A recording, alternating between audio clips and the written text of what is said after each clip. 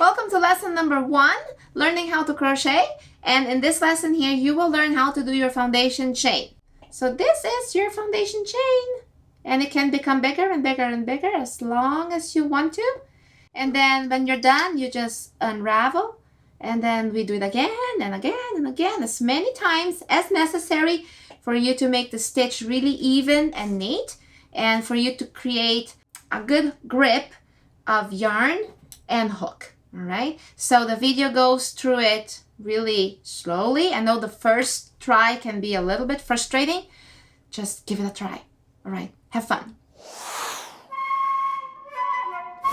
So here we go. Let's find the tip, and there it is. So for this project here, I'm just gonna toss my yarn ball on the floor so it's not in my way. And here's our things, the needle and scissors we will use later. So for now, you just need the hook and the yarn. All right, so here you have the tip of your yarn. Make sure you leave about 12 inches to the side. As you look at your yarn, you go like, all right, what now? I'll let you know exactly what to do. First thing that's really important for you to note here is how to wrap the yarn around your fingers.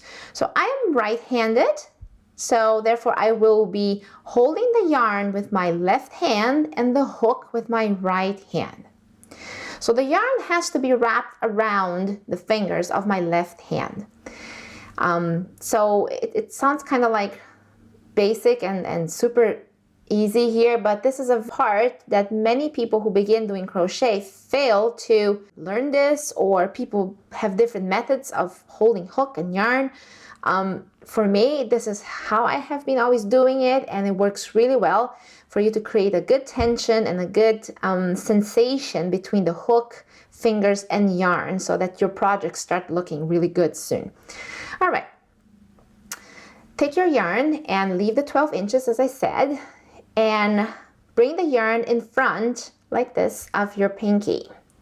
Wrap it around halfway only, turn your hand, and then bring the yarn between the middle and index finger like this. And the yarn should be running more or less here in the middle, not too much here, not too much on the top. And there should not be too much looseness going on here. That was not a cool word. It shouldn't be loosey-goosey. It should be nice and tight, but not too tight, just so that your yarn freely runs through your fingers like that. Okay? So it's important for you to have control of your yarn with your left hand. Perfect. So let me just go back here again. And if you need a couple moments to just figure this out, right there, around and then through here, and turn your hand a bit. With that in mind, now you will grab the yarn with your middle and thumb finger, and you will make a loop by bringing the other part that's just dangling here. I said 12 inches, right? So let's make 12 inches. Doesn't really matter. Just want you to be sure that you're not ending up with something ridiculously small like that. So 12 inches is good. So make a loop and hold that loop tight like this with your no, not the index, with your middle and thumb. Now it's time to hold the hook. I have seen people holding the hook like this, which might work for you. I prefer holding my hook pretty much like a pencil. When I write, this is how I write. So this definitely feels comfortable for me. And I tend to keep my middle finger right here. And this way I have nice control of this hook. Okay? So let's get started. You place the hook inside the loop you just made. Now note that you should be holding on to this loop here for as long as I tell you, okay? Don't let go. Hold on to it, don't let go. Bring the hook in front of the yarn right here. There should be no more than way less than 2 inches, no more than 1 inch from here to here, more or less, okay? And it should be nice and tight, not too loose. So you see the tension right there. So bring your hook in front and then wrap it around like that, and you will see that the yarn hooks itself in the hook, and then you bring that hook into the loop together with the yarn. As I said, do not let go here and here. Do that again and bring it through.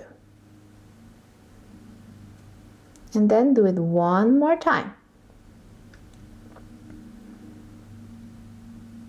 There we go. These are my first 3 stitches. It looks like a braid. Very well. Now it's time for you to let go of the middle finger and the thumb, and you have to turn around your hand here a little bit and hold the top of your chain. Let go and pull that string nice and tight. There we go. So you made a knot. So instead of having 3 stitches, you end up having just 1 again, because the first 2 were used up to form that knot. That knot is important to just hold the whole thing fast. If you don't do that, it will unravel, and you know, your project will be a disaster, so don't go there. That's the way to knot your very first chain. All right, from there, go back to holding your hook properly and keep doing what I just told you before. It's that same movement over and over again. Now, it's not so crucial to keep middle finger and thumb finger in the same place. Actually, you will have to always keep moving it up because your chain is growing. So this is the foundation chain. So what you're doing, you are bringing yarn through these loops that you are forming. Always the same direction.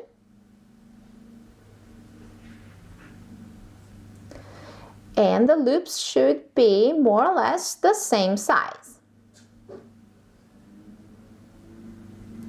And as you bring the yarn into those loops, you see that the yarn is running right there through my fingers. So my ball of yarn is on the floor and it runs through my fingers. And I have to kind of hold my hand more or less open like this. I can't keep holding this tight, otherwise it won't go through. And it can't be all too loose either, otherwise you don't have control of your thread very well. And you start making maybe these gigantic big loops, which you don't want. And on the other hand, you don't want them, like I said, you don't want them too tight either, because then you can barely bring the yarn through the loop.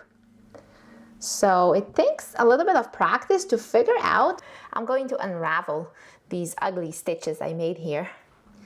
It takes a little bit of practice and determination to figure out the feel of the yarn flowing through your fingers and the hook hooking that yarn into those loops. And here we go.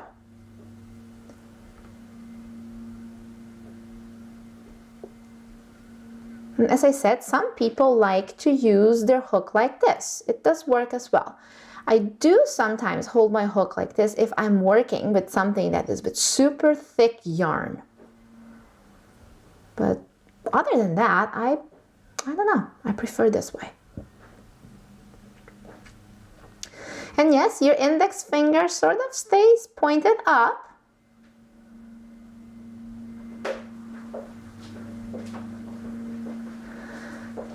And it holds the yarn secure, pretty much between these 2 joints, somewhere in the middle right there. There we go. So this is your foundation chain. And as I said in the beginning, pretty much every crochet project is built on this foundation chain. Now, I recommend that you work on a chain as long as you like. Just keep going on and on and on until all the stitches look the same. As a beginner, you might see that sometimes you have a big chain, sometimes a little one, sometimes it's loose, sometimes it's too tight. Yeah, all kinds of funny things can happen. So don't get frustrated. Please don't. Just takes practice, takes a little bit of determination here, and just kind of focus on the feel. You gotta have the nice feel of the yarn around fingers, in the hook, and all that. So it just, yeah, it just happens usually from one time to the other. Suddenly it's there. It's almost like a magic moment.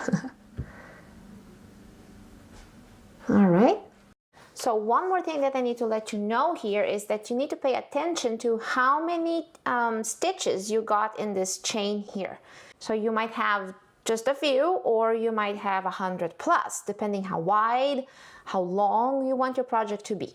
You know, projects in crochet can be incredibly diverse. It's important for you to know how to count the stitches. So I'm going to show you how to do that right now. Here is the chain we just made, and as you can see, it looks like a braid. And there is these loops here to each side. So each pair of loops, maybe if I hold a needle here, you can see better. There is a loop and there is a loop. That forms your first stitch. Here's the other one and the other one, and so on and so forth. So what you can do, you can count them if you can clearly see them. One, you can count them like as a set. 1, 2, 3, 4, and on. If that looks a little too confusing, just count the side loop right there. 1, 2, 3, 4, 5, 6, 7, 8, 9, 10, 11, 12, 13, 14, 15, 16, 17, 18, 19, 20, 21, 22, 23, 24, 25, 26, 27. So this chain has 27. This loop here is not a stitch yet. Okay, it's important for you to know that. Very well. And if the chain just looks completely disastrous, you pull the string and open it up and try again. Pretty much learning any skill is like that. It takes a couple tries for you to just get the thing right. So this is the foundation chain for crochet.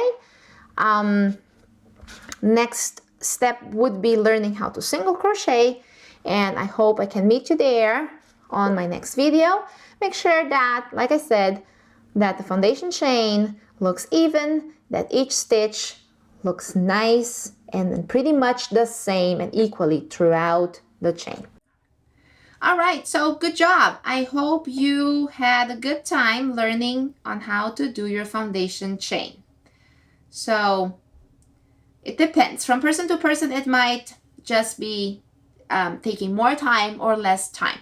So as long as your foundation chain looks nice and loose and somewhat stretchy, if each stitch looks too tight, then maybe you want to unravel and try again. So practice, practice, practice, and make long chains forever and ever. And I'm sure eventually the easiness between hand, yarn, and hook, it will come. I encourage you to only attempt the next video once this foundation chain has been mastered. So video number 2 will tackle single crochet. So I hope you're ready for that and have a great time.